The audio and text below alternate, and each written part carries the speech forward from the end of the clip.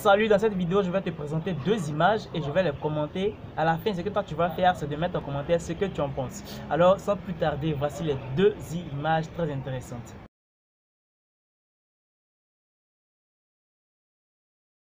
Est-ce que tu as bien vu ces deux images? Est-ce que tu comprends le fond de ces deux images?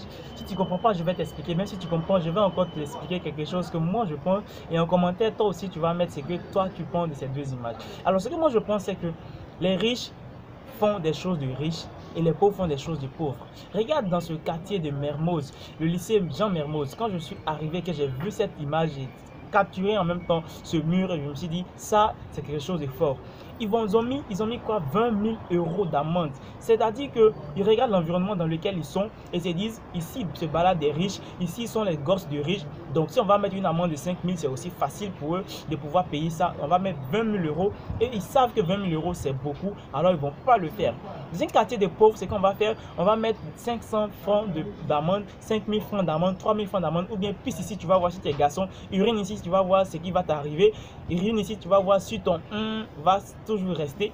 Et ce que je veux attirer ton attention dessus, c'est que les riches vivent avec les riches, les pauvres vivent avec les pauvres. Il ne s'agit pas seulement de pauvres matériellement, mais surtout de pauvres spirituellement, mentalement, psychiquement et tout ça. Parce que l'environnement dans lequel tu vis t'impacte. Souvent, moi je disais que je suis dans un environnement, je fais ce que j'ai à faire, j'ai mon objectif à atteindre et que l'environnement n'est pas très impactant sur moi.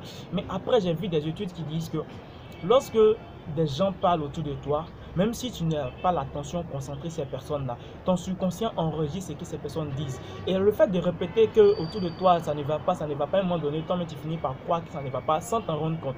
Alors ce que je voudrais te dire, c'est que je ne vais pas te dire de quitter ton quartier pour aller vivre dans un quartier de riches. Non. Je vais te dire simplement de quitter cette mentalité de pauvre pour aller dans une mentalité de riche. Parce que l'Afrique en a besoin. Ta famille surtout en a besoin.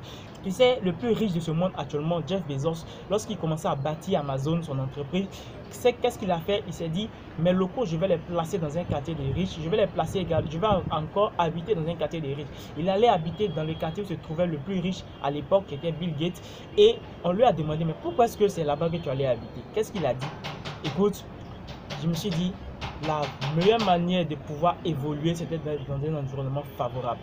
Donc, moi, mon message, ce n'est pas de te dire de quitter ton quartier, de quitter tes amis, non. C'est de te forger un mental fort et d'être accompagné de personnes fortes. Alors, si tu as vraiment envie de ça, et surtout, je te dis, tu es obligé de réussir. À très vite.